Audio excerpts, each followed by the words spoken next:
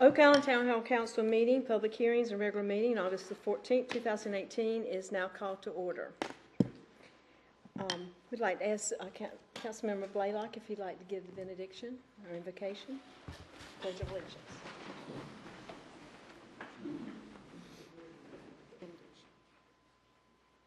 Dear Heavenly Father, thank you for allowing us to come together today.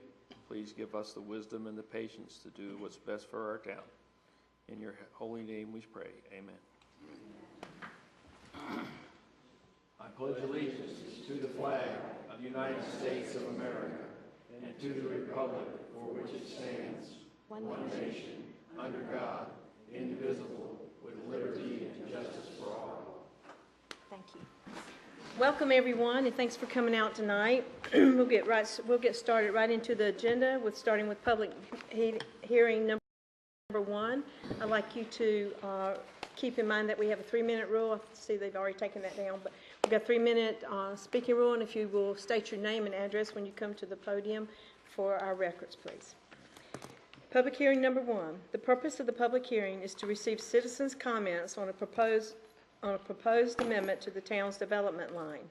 Local Ordinance Section 14-21, definition in Section -14-25, use and development coverage. Establish and define the town oceanfront development line, which represents the allowable location of oceanfront development. The proposed line stipulates no structure shall be built seaworthy of the proposed Oak Island development line except as allowed under the CAMA regulations. The modification of the development line location is only a small easternmost portion of the town's oceanfront boundary. Do we have anyone sign up to speak? I do not have any speakers for this public hearing. Does anyone wish to speak that came in late to that during that public hearing? Okay, at this time I entertain a motion to close public hearing number one. So moved. Second, please. Second. All in favor? Okay, council may take action on this tonight. Madam Mayor, I'd like to make a motion to approve the development line alteration, to adopt the associated plan consistency statement, and to direct staff to present the request for an amended development line to the Coastal Resources Commission. You have a second? Second. All in favor, please. Thank you. And I would like to make a note that this is not for the whole development line. It's just for a portion that is jagged on the eastern end of the island. Correct, Jake? Correct. Public hearing number two. The purpose of the public hearing is to receive citizens' comments on a request for a text amendment to amend the zoning ordinance text, section 18-82K, specific regulations for accessory structures to allow more than 2 structures for properties greater than 3/4 of an acre in size, with a maximum of 4 accessory structures. I think this is the one that we sent back to come back, Jake. Okay. Do we have anyone signed up for that? I do not have anyone signed up for that hearing. Anybody like to speak on that? They came in late. Any comment? Okay. At this time, I'll entertain a motion to close public hearing number two. So moved. Second. Second. All in favor? Thank you. I'd like to make a comment on this as well, Madam Mayor. This is for properties that are greater than 0.75 acres. Is that correct, Jake? You want to explain? Just as a, yeah, go ahead. Just as a clarification so the public knows exactly what we're doing. I think what you meant to say, not 75 acres, but any property 3/4 of an acre or greater would apply to. A very small portion of I said 0.75 acres. Okay. Thank you. So a little less than an acre, 3/4 of an acre. This time I entertain a motion to approve, and that was also approved unanimously by the planning board. Sorry, I meant to make that statement in the last one. Madam Mayor, Yes. I make a motion to approve the proposed text amendment and to adopt the associated plan consistency statement. Second, please. Second. All in favor? Thank you. Unanimous, Lisa. Public hearing number 3 will be tabled for now. There were some questions that our attorney wanted to look over and have a better understanding of before we had a public hearing on it. Is that correct, Brian? The copy in front of me is very fuzzy, Mayor. It was the Yes, HOA yes, POA. the HOA, yes. Okay. And I don't know, I don't know that that'll be coming back before the board. Okay, so we'll move on to public hearing number 4. The purpose of this public hearing is to hear citizens' comments on a request for a text amendment to amend the text section 18-453, Major Subdivision Tree Plan, to require new major subdivisions on the mainland that are greater than 25 acres or more than 12 lots have a forestry plan submitted to the UDO administrator before construction plans are approved. Anyone to speak on that? I do not have anyone signed up for that. Okay. Anybody came in late that would like to speak on that public issue? Okay. I entertain a motion to close public hearing number 4. So moved. Second, please. Second. All in favor? Thank you. You may take action on this tonight as well. Anybody have any discussion? Would you like, or any questions for Jake or Steve? Entertain a motion then? Madam Mayor, I'll make a motion to approve the proposed text amendment and to adopt the associated plan consistency statement. Second. Any discussion? All in favor? Thank you. All right, moving on to the presentation portion of our agenda. Madam Mayor, may we move Johnny Martin and his crew to the presentations, proclamations, so that he can possibly be on his way? Mr. Martin is on the very last of the new business, and he needs to get back. His daughter's going to ECU, so we're going to move him up. It's 2 presentations. And we will probably have some questions for you, Johnny, after the presentation, but we will not take action until we get to the new business. Okay? You've got the floor. Welcome again, Johnny Martin, Moffitt and Nichols. Okay, all right, well, thanks, everybody. Thanks for, that we can hang around if need to be for the questions. If you feel like you want us to stay, we can definitely do that. Certainly. But I appreciate the thoughtfulness for a dad carrying his first daughter to college tomorrow. So anyway, if you could just pray tomorrow about 6 o'clock and think about my wife driving back tomorrow, that'll be good. So. Well, my granddaughter went last year for her first year, and you will need prayer. Yeah, that's right. All right, well, thanks, everybody. We appreciate the opportunity, as always, to kind of let you know where things are standing. So let me go down to the first thing I wanted to do was just talk about the Delta project, since that's just been completed. If you guys remember, this is sort of the material that was coming out of the Wilmington Harbor that we talked about. The town put $3 million to put some additional material on the beach. Originally, it was supposed to be to 58th Street. And was told by the Corps that we might get to 63rd, but I'm pleased to say that we were able to actually go all the way to 58th Street, so we're really happy about that and excited about that. So essentially, what the Corps was doing was placing roughly about 125-foot berm out at elevation +6 and roughly putting about 40 cubic yards per linear foot of beach. So for those of you that live on the extreme east end of town or have gone out there and looked at it, you sort of seen this berm that they've built out in front of the dune, and looks really nice, and we're really happy with how the project turned out. There's some pictures of it. And so essentially the Corps showed a roughly 120 to 130 foot berm originally to 58th and to 63rd, but I guess we were fortunate in the fact that it was constructed all the way to 58th Street. So we've asked the Corps of Engineers and Weeks Marine to provide us sort of the pre and post survey so that we can document how much material actually was placed in that area.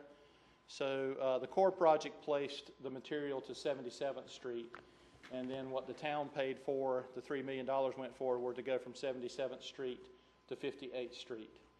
So we're hopeful that, roughly between the between the two areas that roughly 400,000 yards or a little bit more, maybe 400,000, 500,000 yards were placed. We should get that data sometime within the next month or so, and so then we'll be able to really fully compute how much material was placed. And then as we do the annual monitoring surveys, we'll actually be able to see how much material is lost from that area, maybe how much gets transferred to the western reaches down the beach, since we kind of have this natural transport of material from east to west. So anyway, just happy about how that project ended up, and hopefully here in a couple of months we'll be able to, the next time we come down, be able to document and tell you actually how much material the town got for the money expended. Lockwoods Folly. So we have a project coming up for Lockwoods Folly. Again,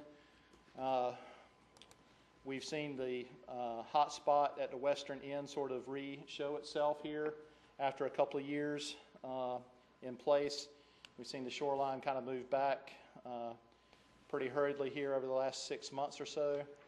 For those of you that don't know where this area we're talking about, it's sort of in the Kings Lynn area of town, down around right toward the very end of the island. We've sort of seen some movement back of 55 feet, and the dune has moved back roughly 25 feet.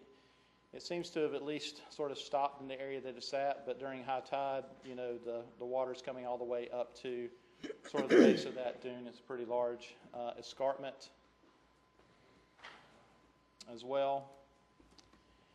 And so, you know, we've been in some discussions with the Corps and with Holden Beach about coming up with sort of how we're going to share material, maybe coming out of the Lockwoods Folly Inlet.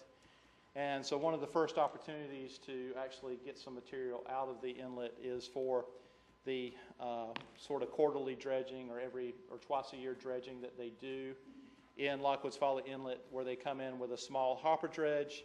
They can hold 200 to 300 yards.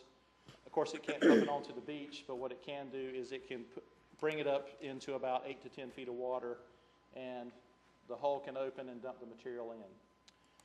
So the reason we wanted to participate in the next one of these is that, one, we went back and looked at the surveys of when we first did the 2014 or 2013 project, and what you can see here is the hole that was sort of offshore at that time that we think was sort of the main feature that was probably allowing increased wave energy to hit in this area and cause this hot spot. So we're going to confirm. We have some surveyors coming out here over the next couple of weeks. They're going to collect some data in here. We're going to confirm where this hole is. But the idea is that we will tell the Corps with this project to come in and deposit the material in the hole and try to fill in the hole so that we can keep the wave energy breaking further offshore and not come in, to see if it can help sort of arrest this hotspot area until we can have an opportunity to actually place material up on the beach. So this was the area back in 2013, 2014. To fill in this hole, as we see here, it's roughly about, to elevation 9 would be roughly 20,000 cubic yards to fill in the hole. If we went all the way to up to 8, it would be roughly 37,000 cubic yards. So what the Corps has told us is that they can dredge. Originally they talked about doing down to elevation 8 through this area. This is Oak Island, this is Holden Beach, this is Lockwoods Folly Inlet. So in kind of coming into this area, and if they dredge down to -6, it would roughly be about 6,000 yards. We told them, can we do a little bit more than that, because we'd really hate to put that little of a material in there. We didn't think that would last very long. So they came back and said, well, if they went down to -10, it would be roughly about 30,000 cubic yards. And dredging roughly down to -10 and 150 feet wide channel. So for that, so the town has asked that the next quarterly project be placed near the west end hotspot. Currently estimated 30,000 cubic yards. The town share would be roughly $95,000, or roughly $3 per cubic yard, if you want to look at it that way. The total cost is roughly $676,000. It's 30 days of dredging, but they already had some money in the bank.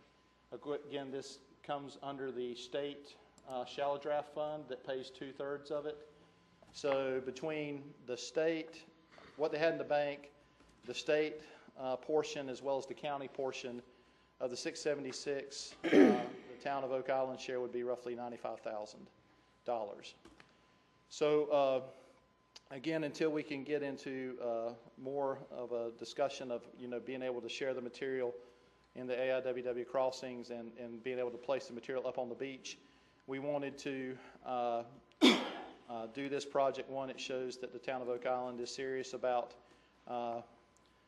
coming up with a sharing plan for Lockwoods Folly Inlet, as well as it allows us an opportunity to see if this hole continues to show itself. Then maybe we can look at seeing how this approach may help sort of mitigate that offshore hole, and then we could probably maybe do less placements up on the beach, or maybe extend the life of those projects from, say, 2 to 3 years to maybe something more like 4 to 5. So that's why we've kind of recommended to the town that they move forward with this project. Who else is going to be involved in this sharing? So again, it's the town of Holden Beach as far as the discussions about any of the material with material coming out of Lockwoods Folly. Historically, that material has gone to the Holden Beach side because of the sort of natural east to west pattern.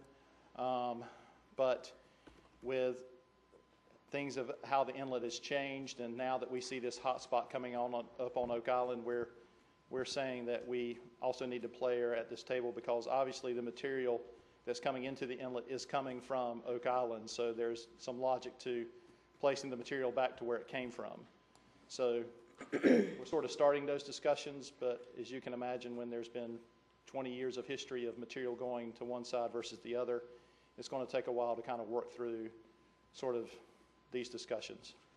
Mr. Martin, I think the council needs to know that this is something we've been working on, trying to get the sharing of the sand for several years now. Right. And we've gotten to this point, and I think what we're talking about now is who's going to share out of the 95. Is that all that sand that comes up from this one? Are we asking for it all to come to Oak Island, Yes. and Holden will not get any? That's correct. That's correct. So all of this 30,000 will come to Oak Island. So they're not sharing in the cost. So if the next time we do this, we don't, and they get it, we don't share in their cost. That's correct. Is that how we're looking at it? Okay. Yeah. Mr. Martin, can I ask a question about the county letter, I'll call it the letter of transit, which describes this as an indirect benefit, which is an interesting way to phrase this. Leads me to ask, how precise can we be in terms of achieving remediation by returning material to this hotspot or hole? Right. So you're just asking, like, how much confidence do I have that this is going to arrest the erosion? That's exactly what I'm asking. Right. Well, what I can tell you is that given that this has started showing up, we've asked the surveyors now, from here on out, we're going to put more profiles in this area so we can track it. Unfortunately, we don't have a long-term history to kind of be able to look at it and really be able to come up with a true estimate of how long or how much we think this will help. I mean, but logically, the fact that, I mean, waves break, over shoals. And the fact that this area kind of allows a little bit of a hot spot of energy to focus into it, I mean, that's obviously a contributing factor to this hot spot. So filling in the hole wherever it is has got to help.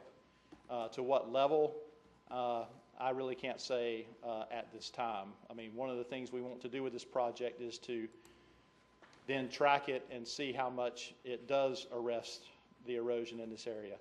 I can tell you that based on the data that we've been collecting and the analysis that we're doing for the master plan right now, and a lot of this is still sort of hot off the press, this area right here is one of the most highly erosive areas of the whole island.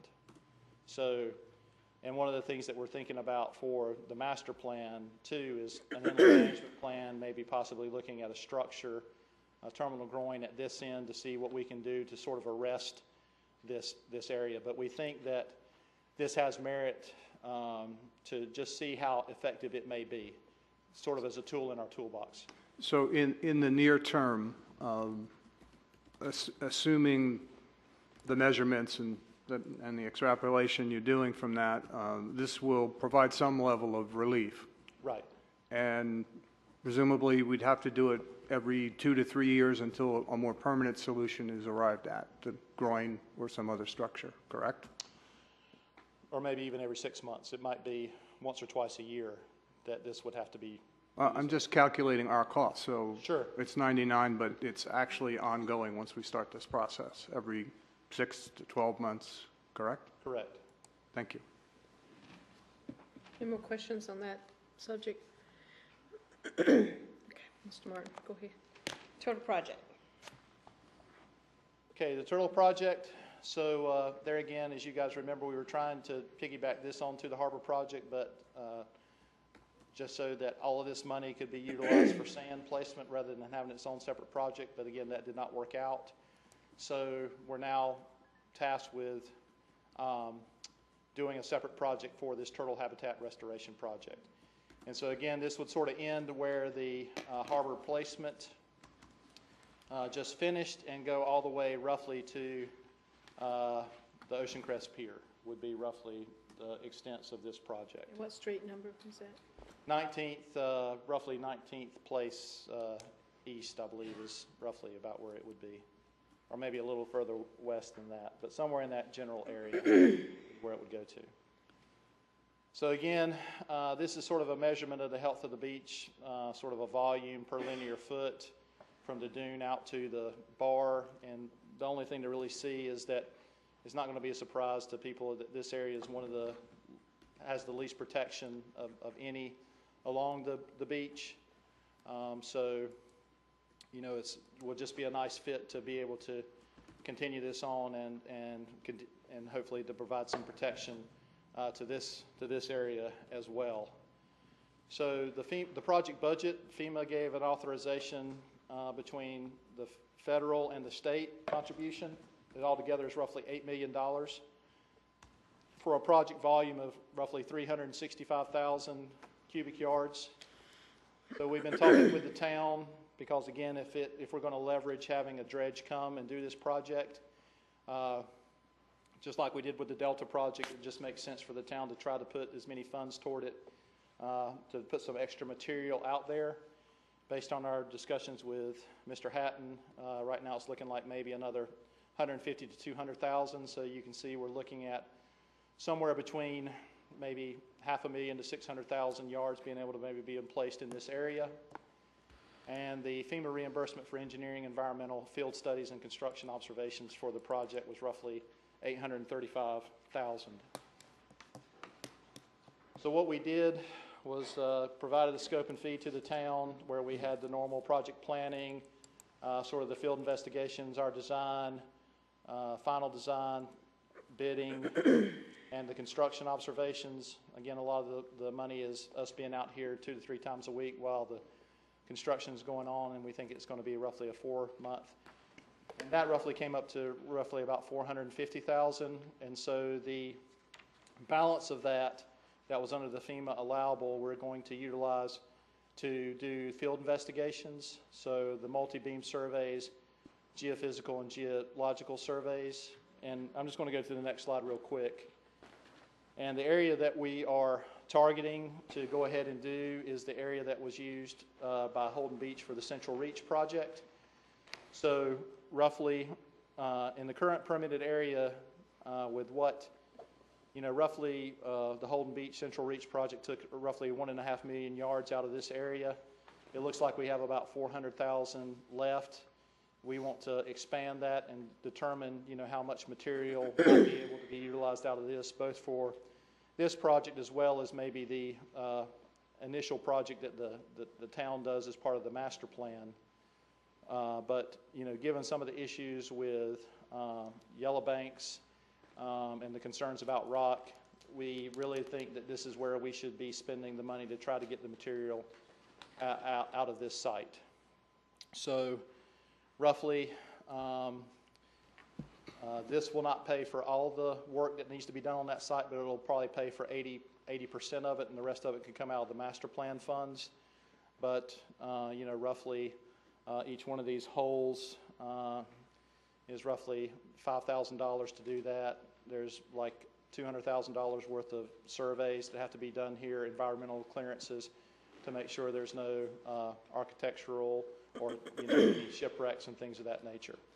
So we're going to be taking a good bit of these funds and really looking to expand that offshore borrow site, not only for this project, but then potentially for the first project for the rest of the beach for the town.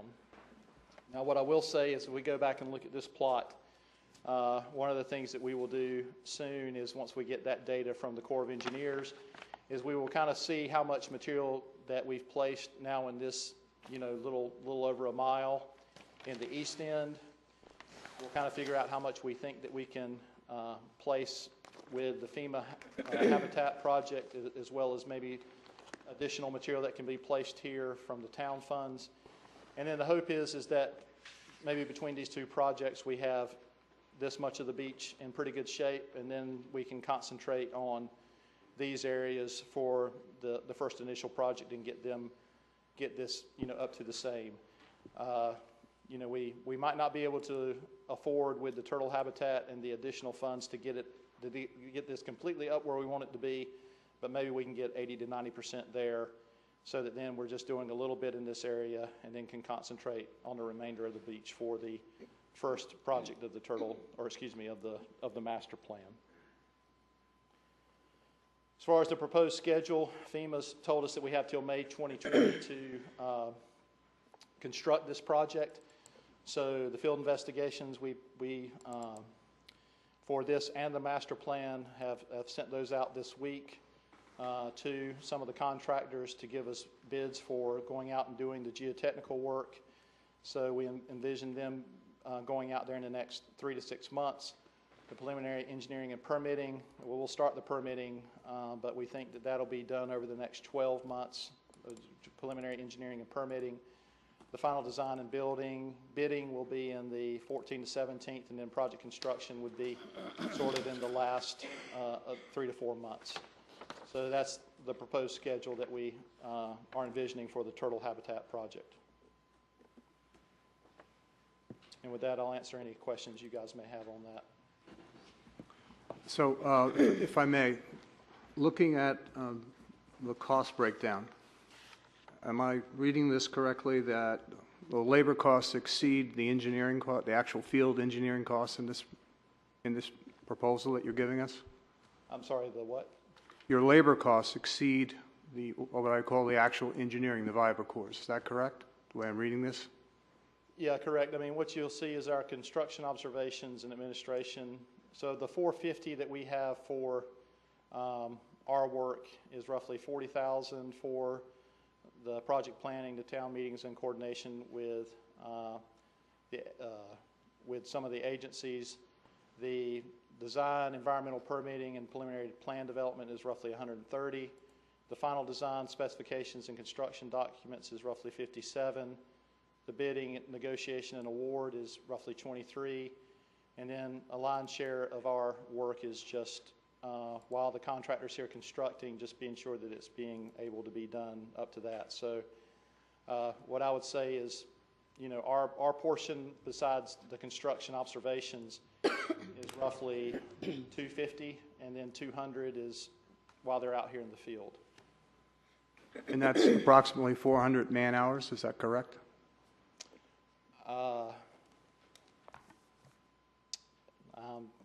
Not 400 man-hours, it would be a lot more than that. So I'm sorry, I'd have to look at the sheet, but roughly our average bill rate is somewhere on the order of $120 to $120 on average per person, between, if you weight junior staff versus senior staff. Thank you. Any more questions? Johnny, you looking for this project to start roughly what, fall of 2019? Right, so it would be, right, we would be going out to bid next summer, early fall, and it would be constructed next winter. Be completed within the 18, 21 months, completed or started?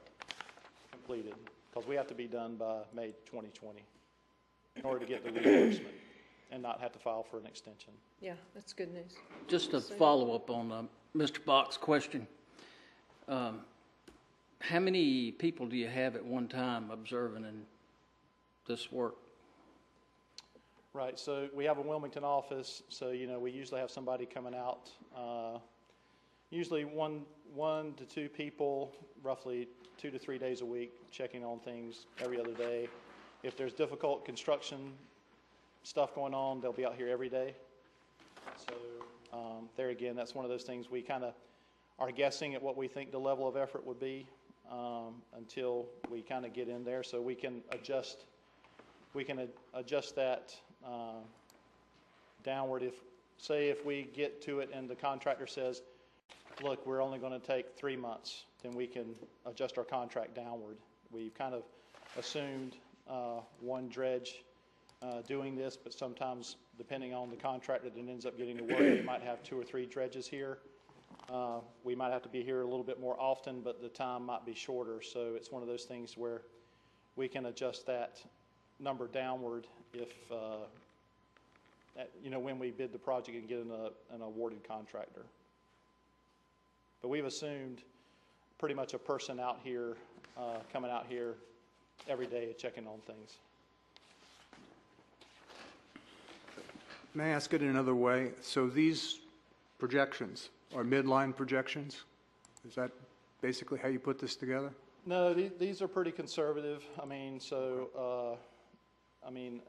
I would say 4 months would be, I don't want to say a worst case scenario, but I try not to give midline. I try to kind of think somewhere around the 75%, so that if anything, we're not going to come back and ask for more. We're going to be maybe returning money or not utilizing as much. So that's just my philosophy. I'd rather be a little conservative and have good news at the end of the project rather than come back and ask for more.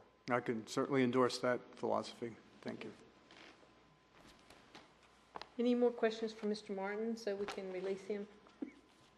And if you guys want to, I can hang around. I mean, it's not a problem. Does anyone feel like we need for him to hang around?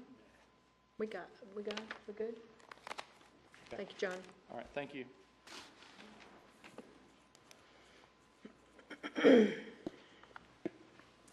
All right, moving on to the adjustment of the agenda. Does anyone have anything they'd like to remove from the agenda for discussion?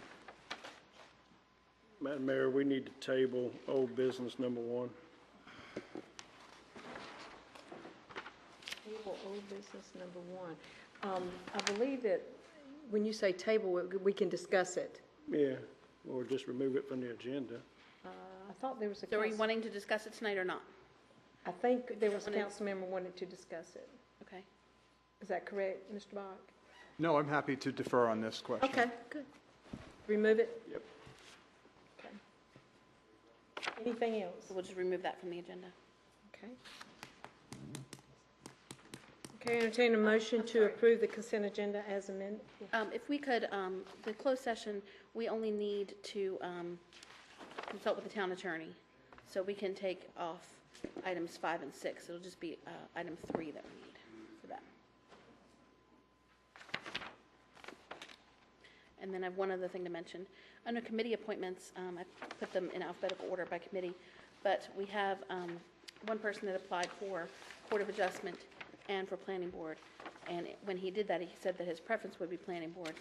And I'm certainly not making any recommendation, but I just wanted to point that out to you all. So you want us to pull 5 to number 1 and then? It's entirely up to the board. That's fine, that makes sense. And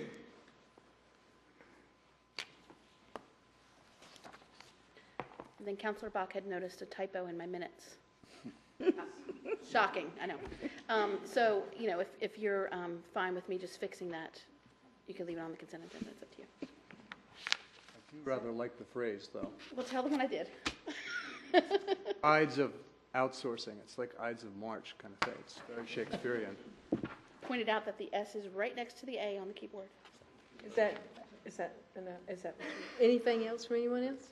And to entertain a motion to approve the consent agenda as amended? Just the agenda. Oh, I'm sorry. Madam Mayor, I'd like to make a motion that we approve the agenda as amended. Second. All in favor? Thank you. Things jumped off its thing here.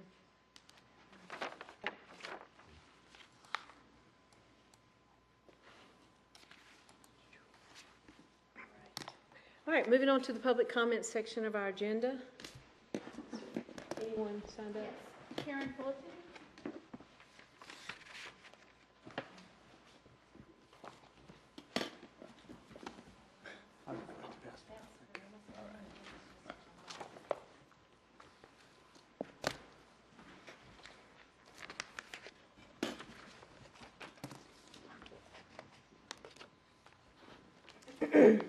Good evening. My name is Karen Fullerton. I live at 142 Northwest 13th Street. And I'm actually here tonight speaking to introduce an event that I'd like to hold on behalf of a nonprofit called the Sergey Foundation at Middleton Park on November 10th. And being new to the community, I feel like I need to just quickly apologize. I'm trying to get the right protocol to go about this. And so I think I've finally just come here and said I wanted to give a general announcement, and you can point me in the right direction. Before I go into detail on what I call coastal dog games, I just wanted to give a quick introduction to me and the nonprofit so you know where I'm coming from. Like I said, I'm new to the community. My husband and I moved here in May. We both work from home, but before that, I was 20 years in marketing and strategic planning as well as event planning. Back in 2009, I left the corporate world and started the Sergey Foundation. You have a flyer on that briefly describing what it does. It is a nonprofit that helps lower-income families afford and obtain emergency veterinary care for their companion dog or cat. Please know that we're not a rescue. The focus is on already owned pets, getting them veterinary care to keep them in the homes and out of tax-funded shelters or other rescues. Indirectly, over the past 9 years, I had surveys showing that our services improve mental, emotional, and physical state of the people that we assist. One of the reasons that we moved here to Oak Island, among many, is how pet-oriented the coast is.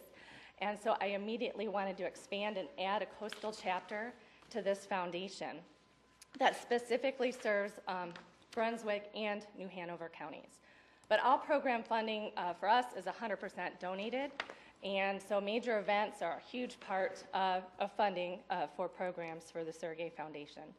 And for the past 5 years, I ran an event called Triad Dog Games. I just have a sampling of what that is in those packets, which has been very successful over 5 years. We've received actually monetary support from the city as it greatly increases their tourism. We've had anywhere from 1,000 to 5,000 attendees from 30 counties. So again, I'm looking at November 10th to hold what's called a Coastal Dog Games. It's not a traditional bark in the park, if you will. We bring in dock diving, which is our greatest expense, of course, at $3,500. I've already secured that. The foundation is planning to fund and run this event. We're bringing in up dogs, which is disc, and also some agility. We're also bringing in lure, so it's a real sampling of sport competitions. I guess in addition to helping us introduce our nonprofit, oh my gosh, 3 minutes is fast. Basically what I'm here for is just asking for general support to speed up the process so I can secure this November 10th date as time is really fastly approaching, and I haven't really gotten anything solidified up to date from starting in June. Okay, thank you. Helen Cashwell?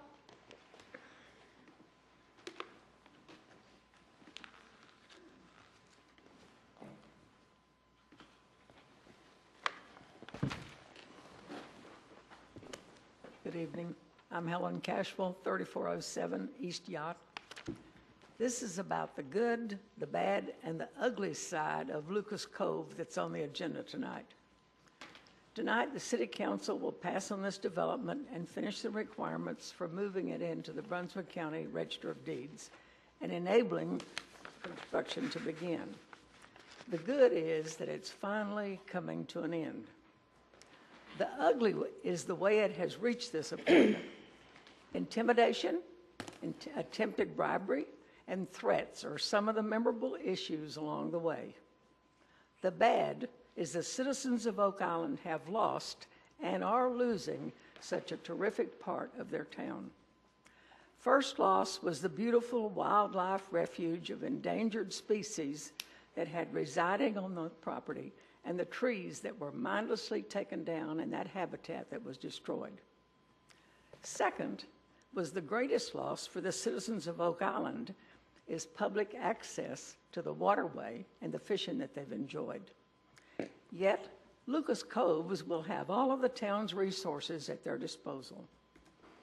There's a lesson to be learned from all of this. If you don't like what's happened and will come to know what it'll all mean in the future, pay attention to the actions of the council meetings and the committees before it becomes too late. Become involved in your town and read about and watch the meetings. Invest in your community. It's a betterment. Thank you, Ms. Caswell. Roseanne Fortner?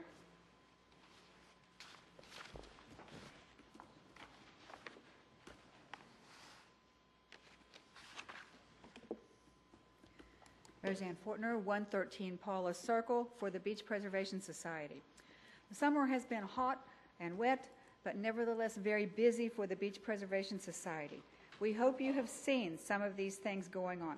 We have new information panels at the Cabana, marketing our beach rules, putting them in the front of people who are using that popular section of the beach, and the panel on how dunes are formed. More panels like this are planned if these turn out to be sturdy and helpful to our visitors. We've added name tags to the access amenities that we provide, the dog boxes, bike racks, kiosks, and benches, because we never had those before in most cases. We've had 7 flash sweeps, 5-minute beach cleanups every Wednesday since mid-June. We've collected over 15 pounds of trash so far in those 5-minute sweeps. The next one is tomorrow at 9 a.m. at 55 East Access. Just down the road, you're at 46 now, go to 55 and join us at 9 in the morning. Bring with you a bucket or a bag for collecting, some gloves to protect your hands if you wish, and a grabber if you have one. We'll be having these for the rest of August, each Wednesday at 9 a.m. The dates and locations are listed over here on the table. August 22nd at 27 West, August 29th at 43 East. Next up, in September, our September 6th board meeting is a 2-hour one with the extra hour added in the middle. It is still a public meeting, but we're going to be focusing on a member survey and new ideas for our fundraiser. If you're planning to join us, look ahead and schedule 2 hours rather than 1. Beach Preservation has vacancies on the board starting in September.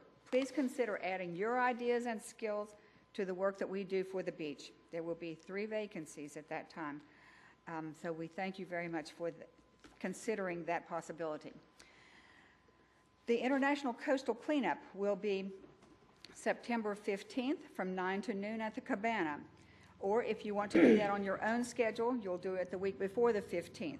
The collection forms will be at the Rec Center or online at our Facebook address, or you can pick them up at the morning of that cleanup. Finally, the October Volunteer Appreciation Potluck will be held for our past and current board members, officers, and volunteer access parents from 5 to 7 p.m. on October 23rd at the playground picnic area, Middleton Park Playground. Thank you very much for all that you do in helping us with things for the beach. Been a busy time. Thanks. Thank you. Pete Key?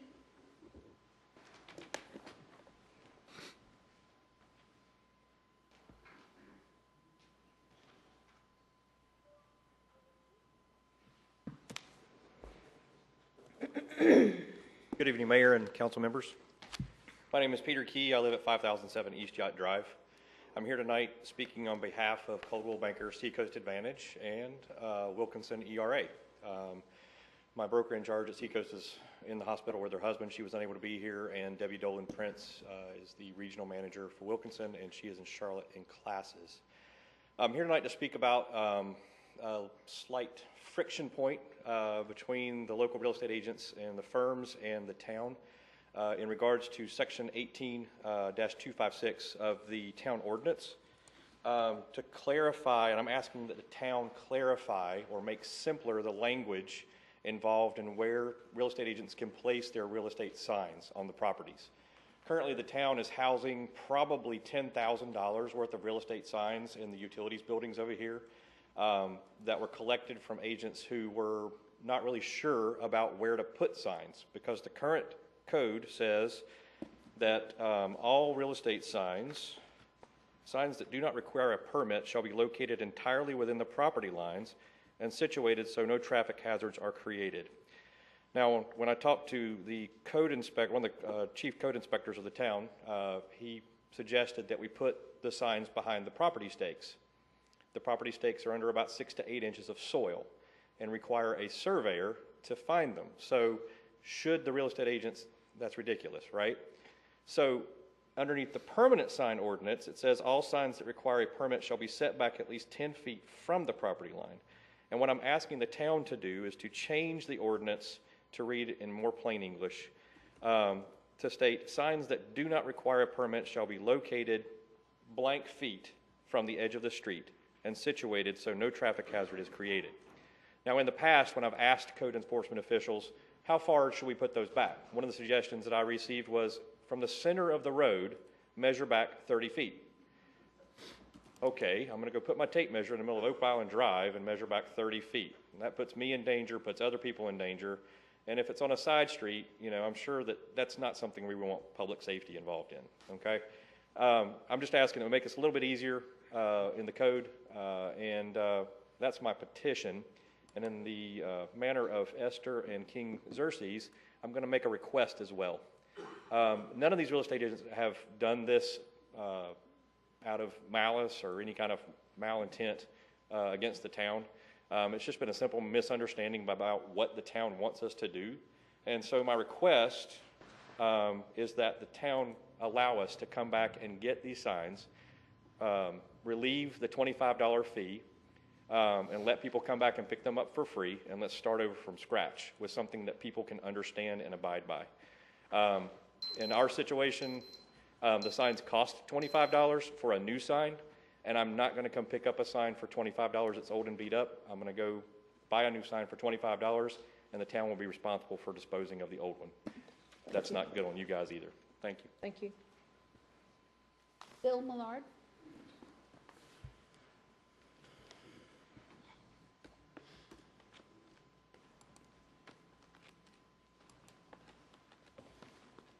I'm Bill Millard, and I live on 110 Southeast 10th Street. I've spoken on several occasions in support of enhancement of cycling in our town. I realize that many times, if not most times, this costs money, and we have limited resources. But I'm happy that I might have a suggestion tonight that I'd like to bring to the council to consider that could have dramatic impact on cycling in this town and might not cost us any money at all. So that should be of interest.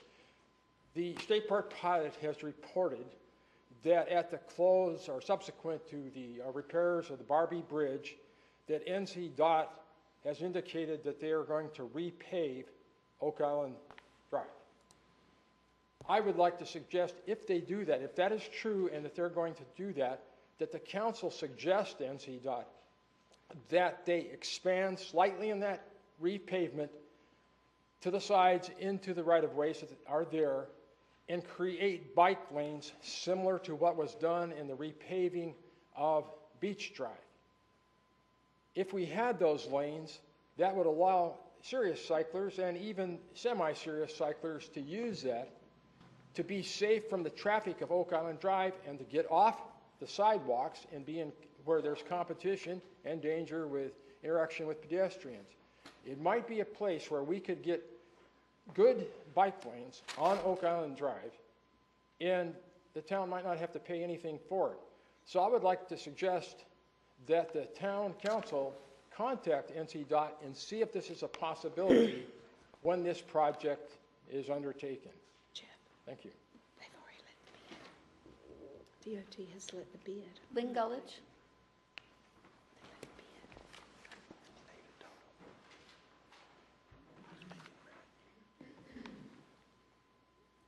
Good evening, Lynn Gulledge, 126 Southwest 5th Street. I want to speak as well as my colleague Peter Key to the issue of the real estate signs and address section 18-256. And what we are doing is actually petitioning the council to take into consideration just a general guideline to help us with placement of the signs. We want to follow the rules. We want to help our selling clients follow the rules, tend to pick up our signs and move them around and put them closer to the street, or move them around when they're cutting their grass and that kind of thing as well. So I think if we could change the last line and give a specific distance from the edge of the street as a general guideline, I think that would just help everybody and probably reduce some of the work on the sign sweeps and help all of us do what we're all really trying to accomplish in the end. So if y'all might take that under consideration, we'd appreciate it. Thank you. There has been some discussion on that. Okay. Barbara Edwards?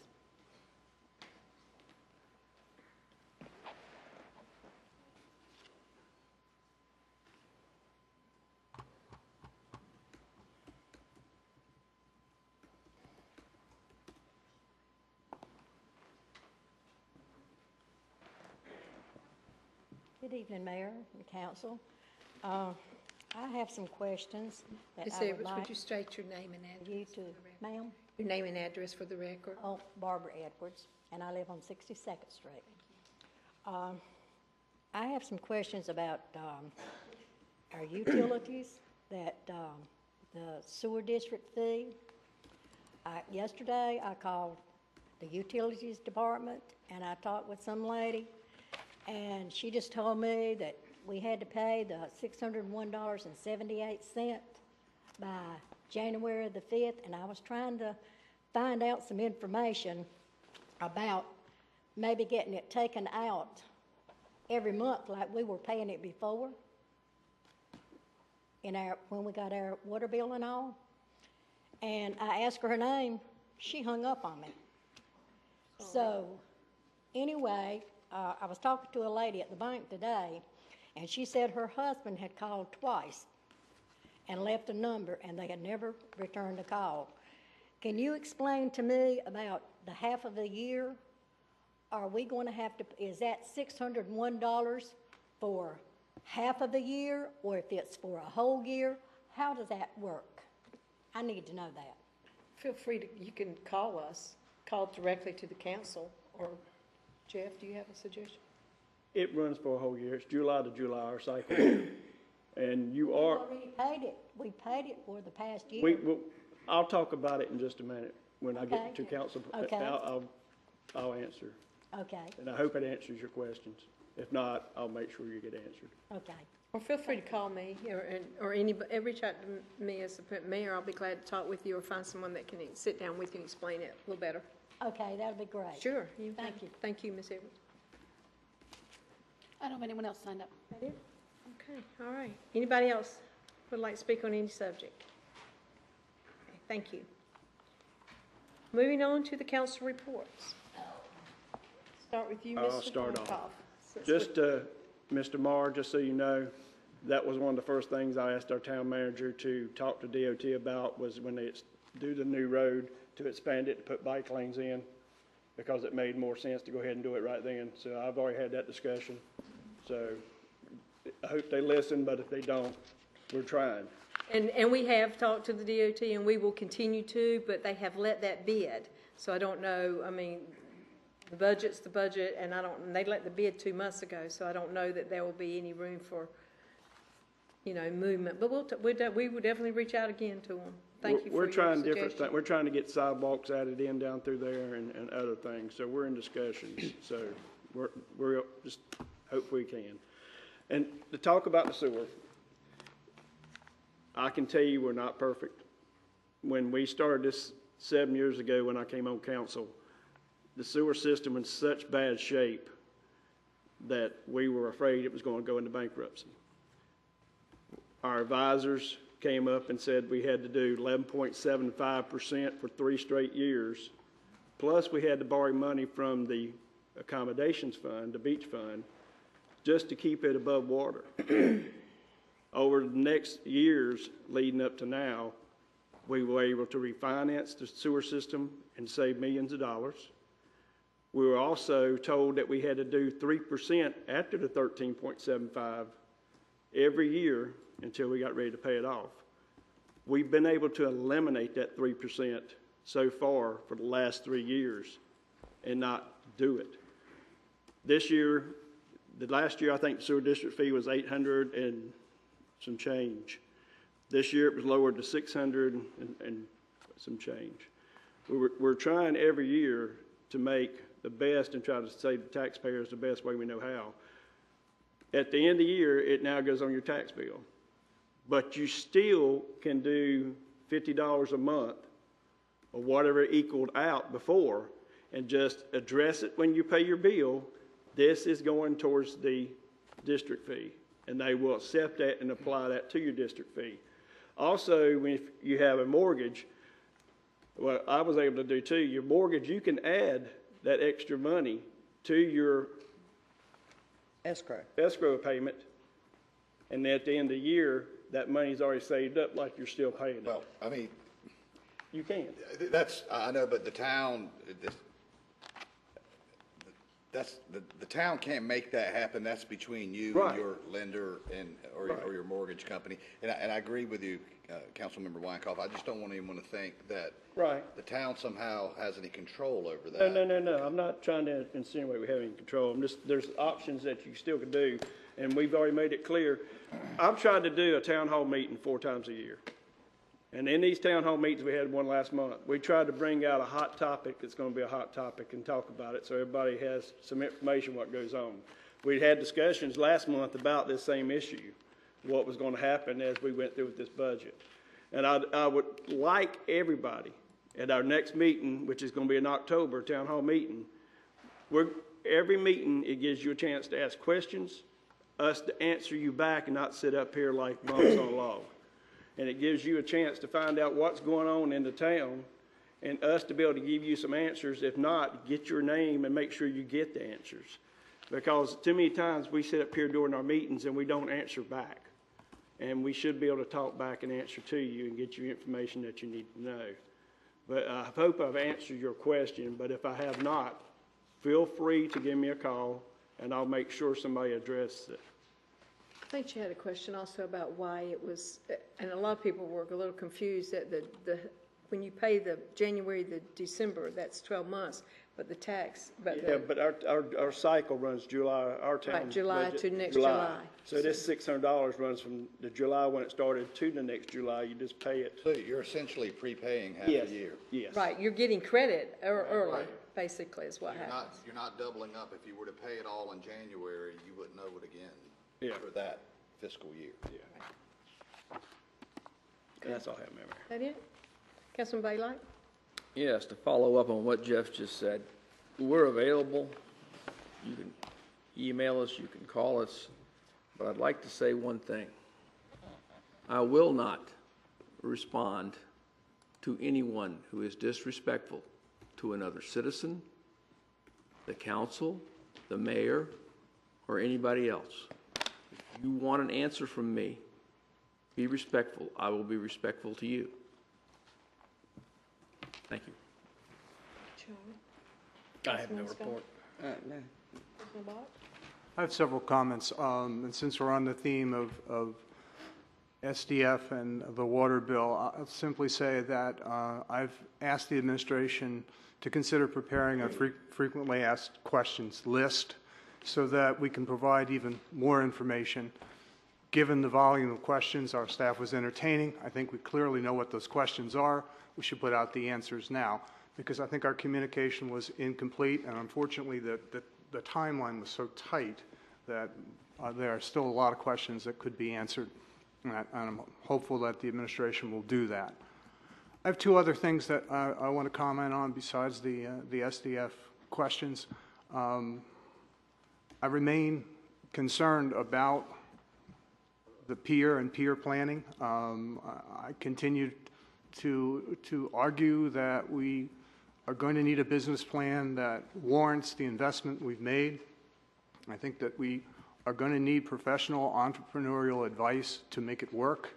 And while we've made progress and while I support the concept of the event center destination pier, I think there's still work to be done, and I want to remind my colleagues of that. And in a similar fashion, as we begin to approach the master plan for the beach, and we begin to talk about the remaining amount of money, which is considerable, that will need to be financed, I think we should have a full and robust discussion of the options, which were contemporary and timely 2 years ago, and we had two consultants report to us, but some time has elapsed, and I think we need to revisit that and talk about the mechanism for funding beach renourishment, which I support and council supports, but the question of how is still pending, and January is getting awfully close, assuming this master plan comes in. So I would hope that on those two issues we'll continue to follow up, because there are major issues for the town. They're at the center of our strategic plan, and on those issues we need to have a degree of precision. Anybody else? All right, it's Mayor's turn. I don't have much to say tonight other than I think, I'm sorry, I don't remember your last name, Karen. Fullerton. For bringing this forward and for sharing it with the council. I have read and vetted and did a lot of research on your organization, and it's very professionally run and has very good reputation. You're a little late this year for as grants or anything from the town, and we kind of have steered away from letting the town co-sponsor any of this type of stuff with nonprofits. However, I give you my blessing. I hope the council agrees that this is a very worthwhile project and event, and we'll bring hopefully tourists and participants and heads in beds during our off season, which November is the perfect time, especially this year with the bridge closing. I did check today to see if your application was, as far as it's concerned, it's pretty much approved. You just go ahead and get your date and move forward. I've tried for 2 months. Go ahead and book your date. Apparently, have you booked it? I've tried. I'm not getting an answer. What you don't need an answer. All you do is go down there. I went to Becky, and she said Today. Today. And she said, She deferred it back to the town manager. okay, well, call me tomorrow and we will talk with the town manager and see if that date can't be, because this is your nonprofit and you're taking all the financial responsibility, correct? Okay. Unless that date's gone, there should, my understanding is there's no issue and the council doesn't have to approve it. That's why I said it was, I apologize up front. Okay. Not quite clear, the communication hasn't. Okay. So thank you, I'll talk to you. Yeah, talk to me, and we'll see where we're standing and why we can't move forward in a timely fashion. Any more comments by any council? Okay, thank you. Moving on to the regular meeting, I'll entertain a motion for the consent agenda, and we did not amend that either, did we? To be approved as? Madam Mayor, I'd like to make a motion to approve the consent agenda. Second, please. Second. Charlie, all in favor? Thank you. Committee appointments, we did have an amendment, so we're going to do number 5, the planning board first. And there are 2 terms up, ending in August 2021. First name is Kathy Bowles, and by a show of hands, unanimous for Ms. Bowles. That's a reappointment. Number B is Martin Hawkins. And number C is Lynn McDowell. Unanimous, Mr. McDowell. Okay, I'll jump back up to the Board of Adjustments. There's one term expiring on March 2021. Mr. Martin Hawkins has also applied for that. Show of hands, please.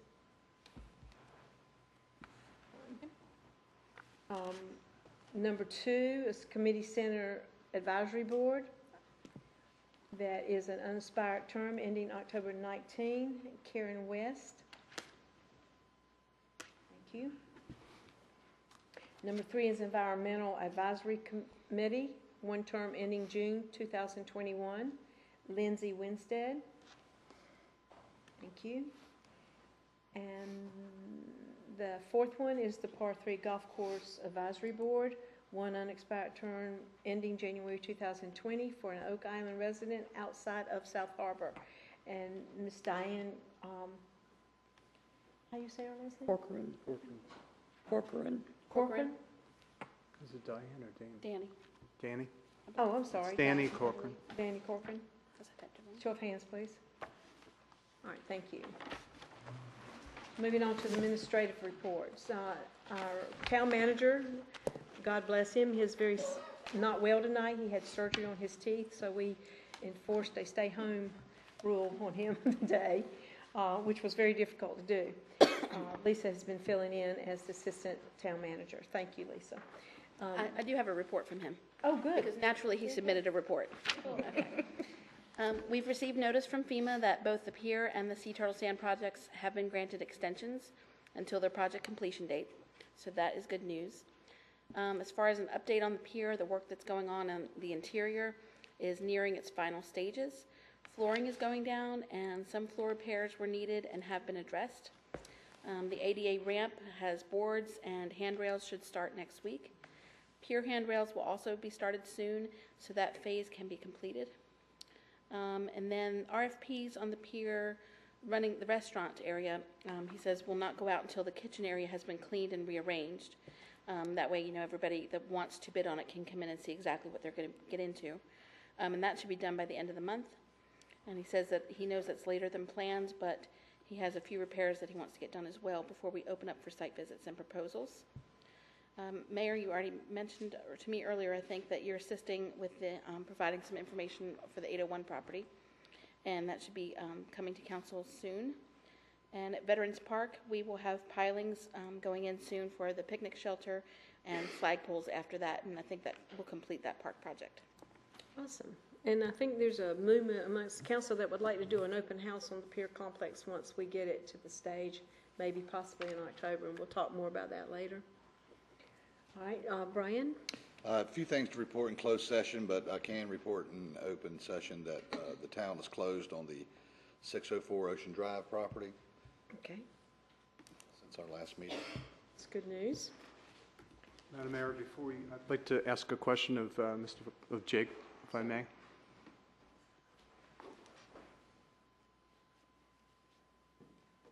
And Jake, I'm looking at your report, and I see an upsurge in trash in the right-of-way, and I'm also tracking that backwards. That is a consistent problem. Would it be fair to say?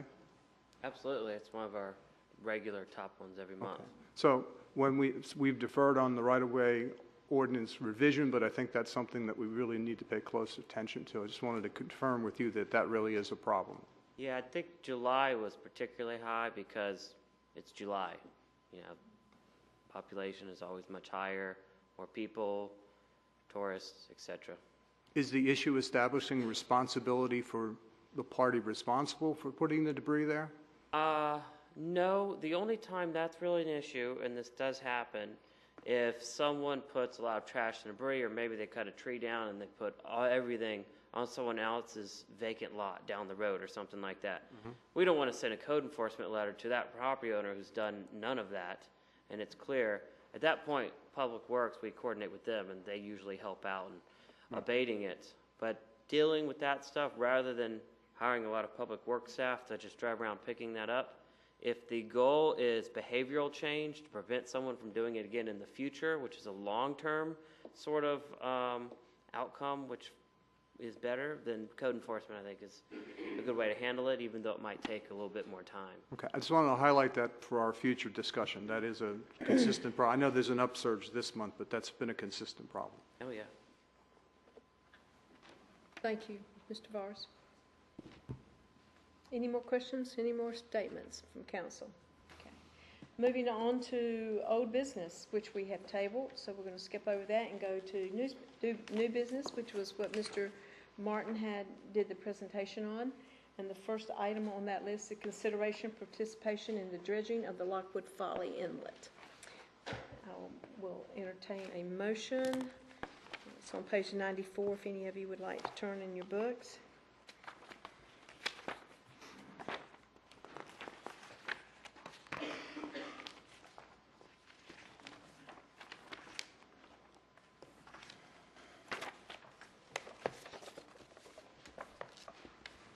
Do we have any discussion?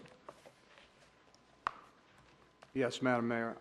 I think in view of Mr. Martin's response, my support for this is conditional on us pressing forward with a long-term solution, because otherwise we're going to be paying dollars year after year, well, depending on the tides, literally, no pun intended, every 6 months, every 12 months, and we don't yet have a cooperative sharing plan with our neighbor. So I would vote yes, provided that we emphasize that we need to get a long-term solution. And we need to get it soon, because this is an expensive proposition to keep dredging this.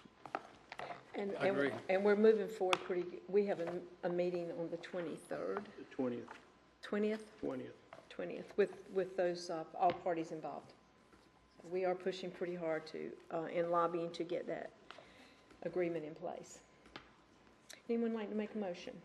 Madam Mayor, I'll make a motion to authorize contributing $95,000 and participate with Brunswick County in the planned USACE dredging project for the Lockwood Folly Inlet. Do I have a second? Second. Second. All in favor? Show of hands. Unanimous. Thank you. Thank you. Number 2 for the new business is the scope of work for the FEMA Cedar excuse me, let me turn to that page. 97. I think that was just an update, correct, Lisa? No, there's action? We have just a motion in there for approval of the scope of work.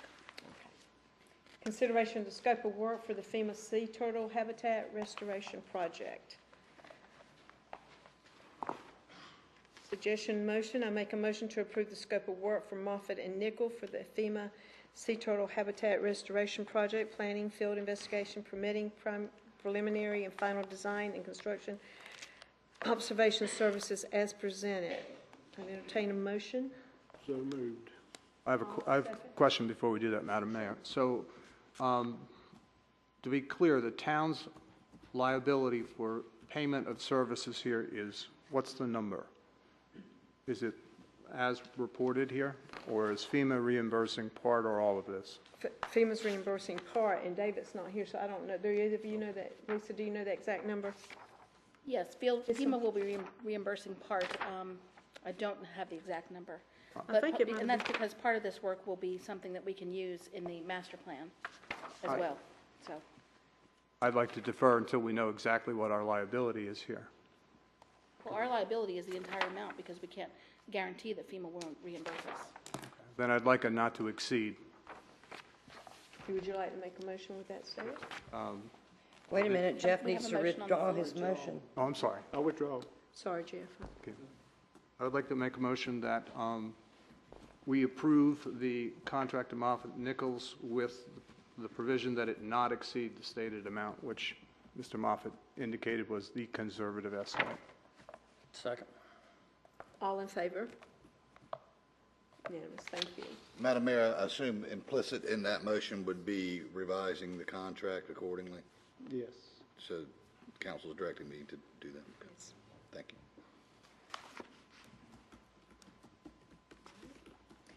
you. Closed session. I'll entertain a motion to go into closed session. Madam Mayor, I move we go into closed session. You need to read it. I didn't read it. To discuss. I got it, Charlie. Please go. Madam Mayor, I'd like to make a motion that we go into closed session to discuss specific personnel and to Just the pending litigation. to consult with the town attorney on pending litigation per NCGS 143-318-11A3. Thank you. Second. All in favor? All in favor? All in favor. And I'd like to state that there was no action taken in closed session, and I'll entertain a motion to adjourn. So moved. Second. All in favor? Sorry. All right. Thank you, gentlemen and ladies. Thank you, ladies and gentlemen. Thank you guys for coming.